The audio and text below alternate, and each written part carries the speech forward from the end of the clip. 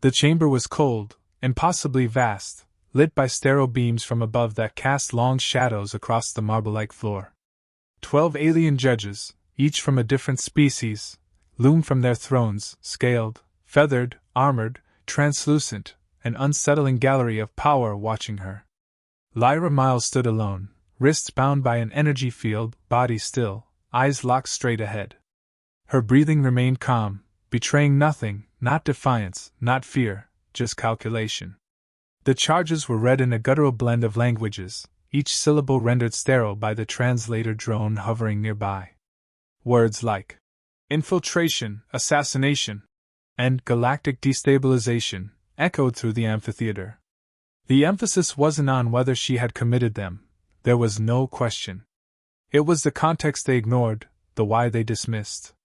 To them, moral intent was irrelevant. Procedure mattered. Order mattered. She had broken both. A judge with tentacled eye stalks leaned forward, voice dripping with disdain, mocking Earth's audacity to request her release. Your species has not yet earned a seat in this council. You will not dictate terms here.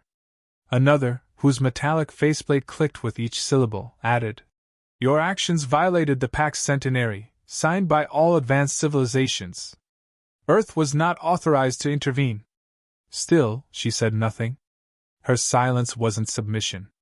It was the stillness before a strike. These beings had ruled for thousands of years with layers of bureaucracy and ritual. They expected apologies, pleas, bargaining. They didn't understand Earth's answer to injustice wasn't paperwork, it was precision. The sentence was declared.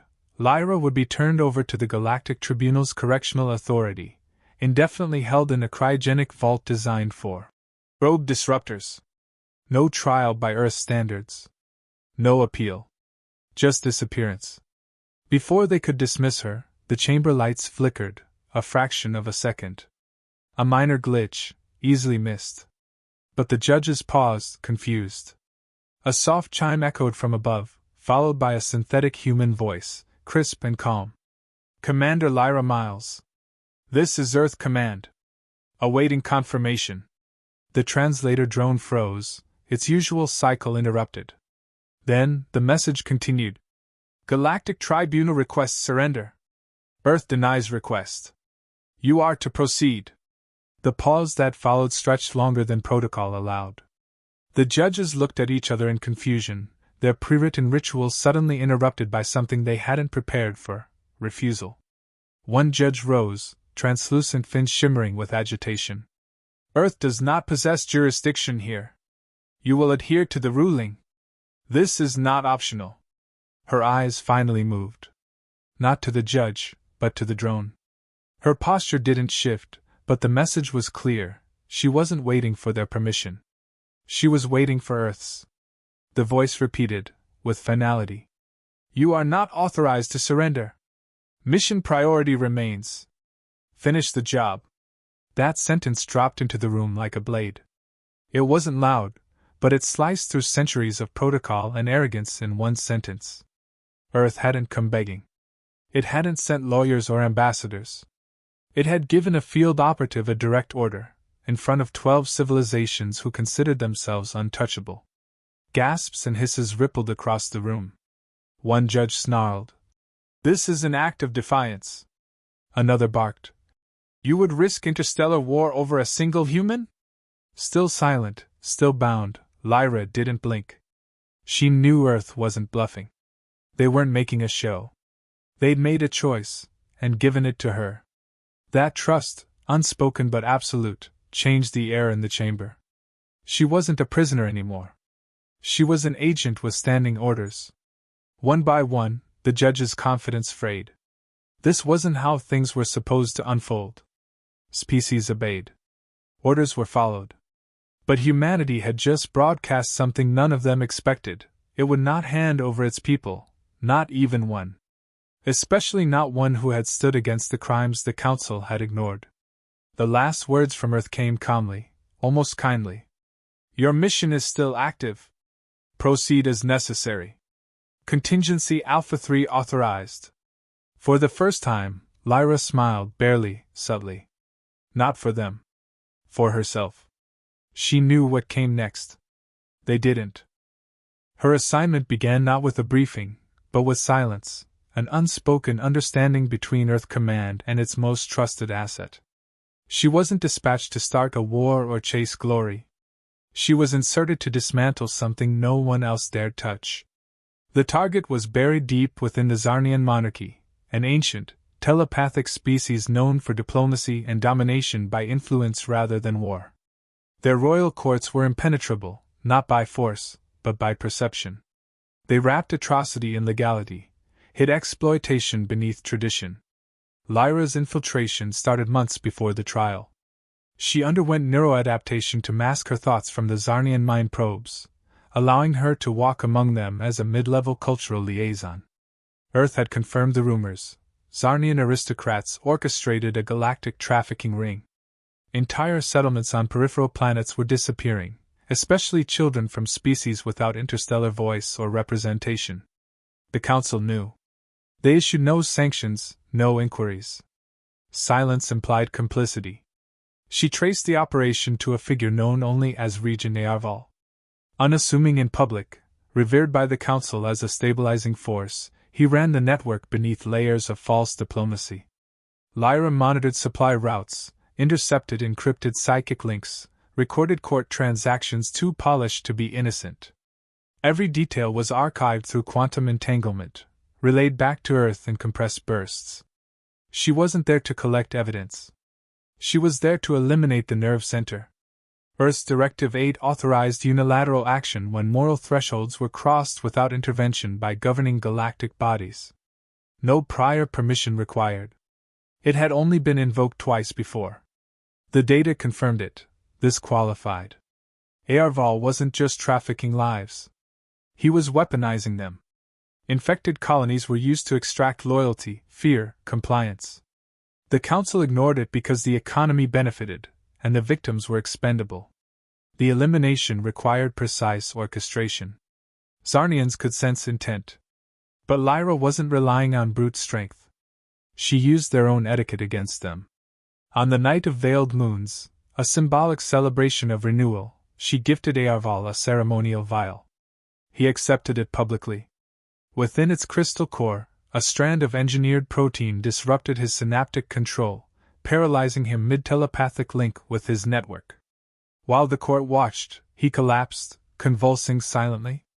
His final thoughts broadcast involuntarily, dozens of incriminating neurofragments projected into the minds of attendees. The panic spread faster than his death. Some fled. Others pretended not to understand what they'd witnessed. But the message was planted. The myth of Zarnian untouchability was fractured in seconds. Lyra didn't flee. She stood, bowed according to ritual, and walked directly to the planetary consulate, surrendered herself, and transmitted her full mission log into open galactic records. She didn't expect rescue. The mission had been to expose, not survive. Her capture wasn't defeat. It was part of the plan. Earth knew the tribunal would react. They counted on it. By placing her on public trial, the Council would be forced to either acknowledge their corruption or condemn the one who stopped it. There would be no neutral ground. What the Council didn't know was that every step had been anticipated. Her neural implants continued transmitting post-capture.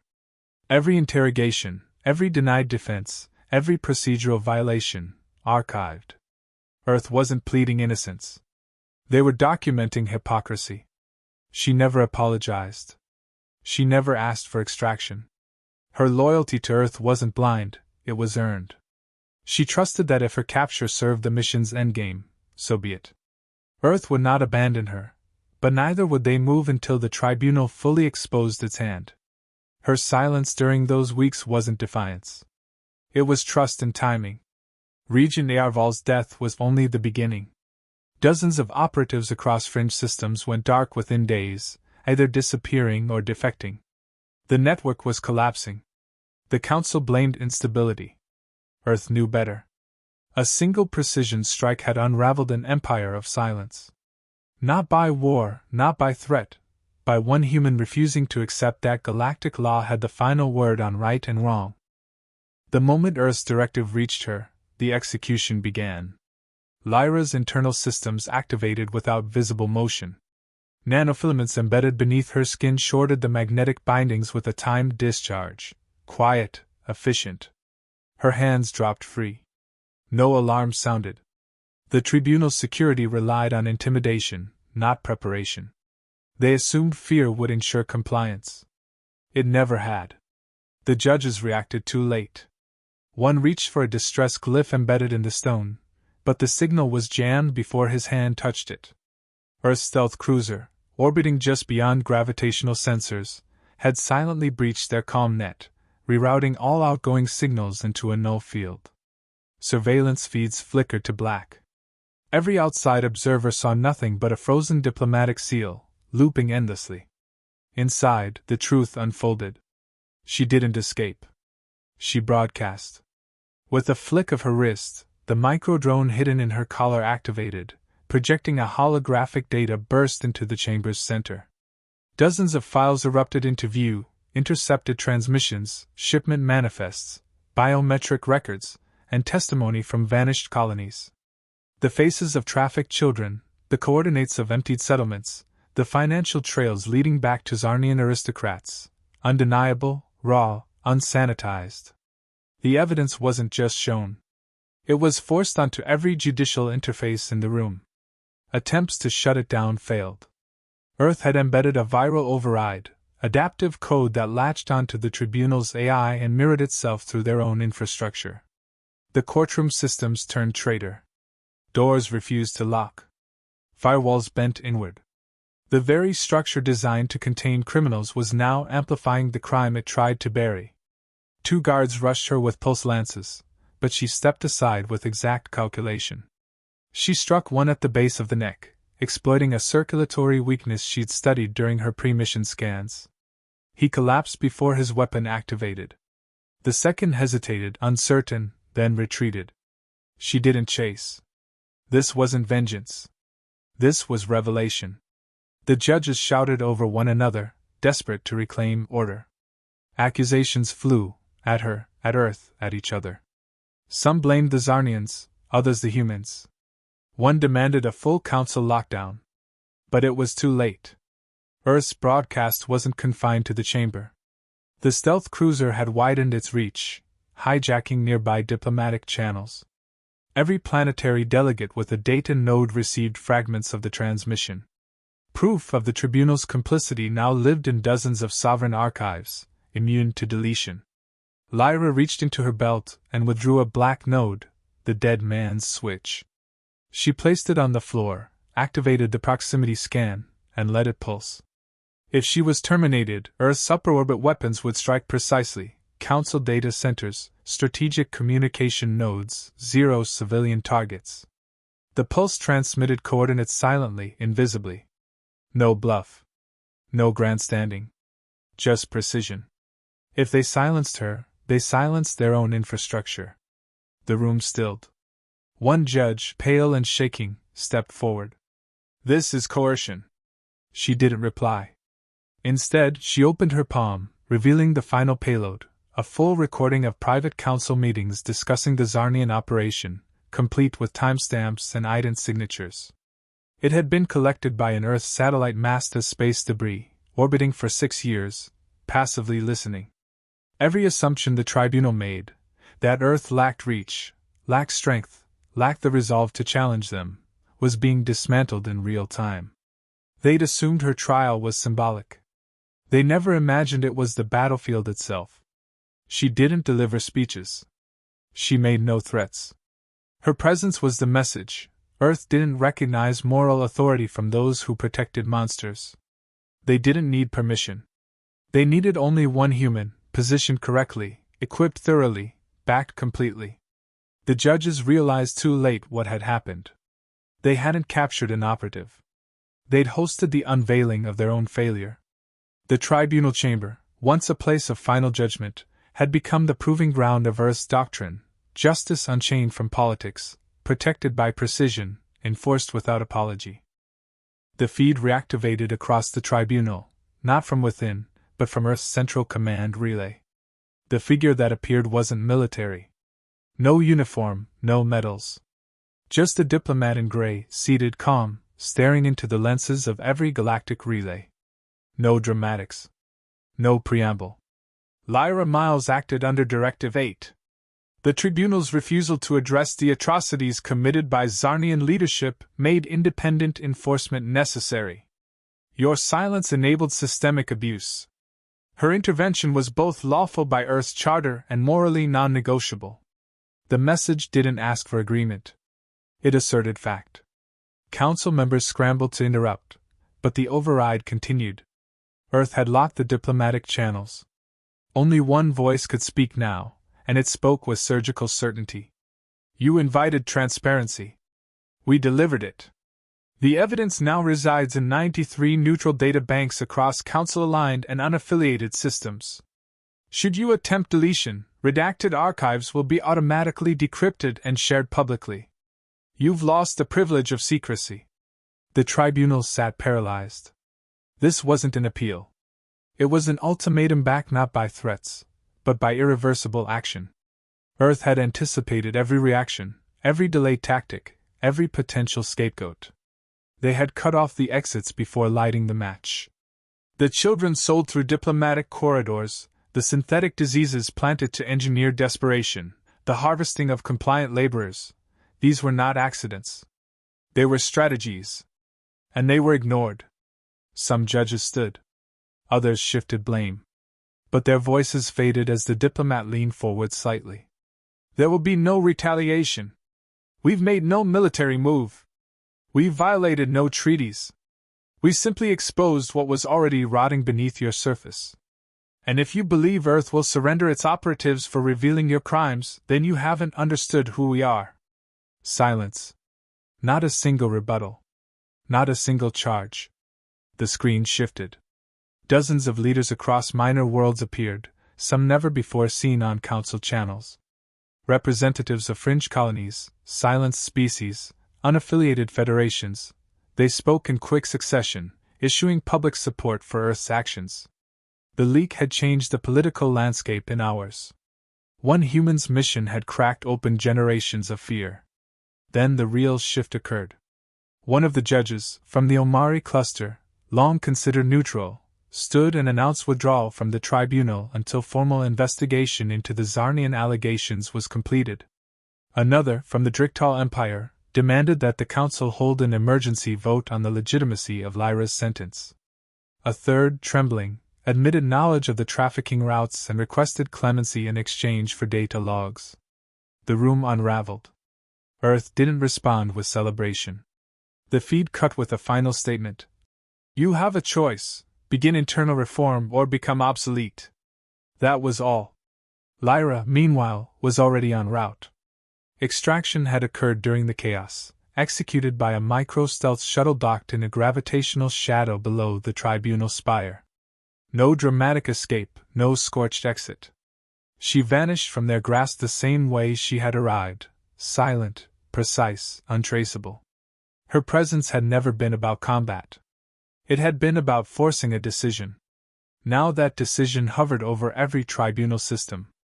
Either purge corruption or watch their authority dissolve beneath the weight of public exposure. In the following minutes, calls between member states exploded. Emergency communications lit up across council channels. Trust had evaporated. Every participant questioned who had known, who had covered, who had turned away. The tribunal had been built on assumption, on the belief that enforcement came from unity. But unity shattered when one species chose action over compromise. Earth didn't ask for power. It demonstrated responsibility. Not with fleets. Not with demands. With one operative who refused surrender, and a command structure that backed her fully. In doing so, they changed the rules. Not by taking the tribunal apart, but by revealing how hollow it had already become. 3 weeks passed. The galactic feeds no longer mentioned her name. No statements, no retractions, no claims of responsibility. She was erased officially, but her absence echoed louder than any broadcast. Lyra Miles had become an anomaly, a gap in every system, a variable that no predictive model could explain. She hadn't been recovered, detained, or killed. She had simply vanished, and Earth wasn't offering answers. The tribunal entered its quietest crisis in recorded history. Internal investigations began, not out of principle, but panic. Member states now feared exposure more than rebellion. Communications between dominant factions shrank to encrypted bursts. Longtime allies turned inward. Trust eroded in real time, not from direct confrontation, but the lingering knowledge that someone had slipped past every layer of control and left with proof of their weakness. Earth, for its part, remained silent. No press briefings, no military displays. The broadcast had been enough. Their silence now spoke volumes. It wasn't avoidance, it was finality. They had acted, completed their objective, and moved on. The galaxy wasn't used to resolution without escalation. In scattered systems, something new emerged. Refugees from previously ignored colonies began seeking protection from Terran embassies. Small planetary governments sent envoys to Earth, not with threats or deals, but requests for oversight, for aid, for moral partnership. It wasn't power they craved. It was certainty. Earth had proven it didn't need a seat on the tribunal to hold it accountable. It needed only evidence, conviction, and one operative with orders no courtroom could override. The Zarnian monarchy fell. Not through invasion, but implosion. Dozens of nobles were exposed through the leaked data. Civil protests turned into revolts, and soon reformist factions within the aristocracy seized control. Their first decree was disbanding all external operations involving unsanctioned social reengineering, a sanitized term for the horrors Lyra had revealed. They opened trials. The records were made public. The monarchy's diplomatic immunity collapsed under the weight of undeniable complicity. Earth offered no assistance, no commentary. They observed, recorded, and responded only when approached. Their stance was deliberate, intervention without permanence. They weren't looking to rule. They'd simply shown what refusal to act looked like when confronted by a force that didn't care for excuses. In private channels, the debate among council leaders intensified. Some called for Earth's expulsion from all galactic assemblies. Others warned against further provocation. The quieter majority focused on self-preservation, rewriting policy, cleansing archives, and distancing themselves from anything linked to the trafficking network. Earth's existence was now a metric. What could humanity uncover next, and how fast? Inside a classified Earth Command facility beneath the Pacific Shelf, Lyra sat alone, her neural interfaces offline, her mission logs archived and sealed. She'd received no medal, no public recognition.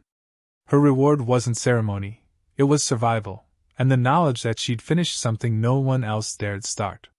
Her career in the field was over, but her influence had only begun.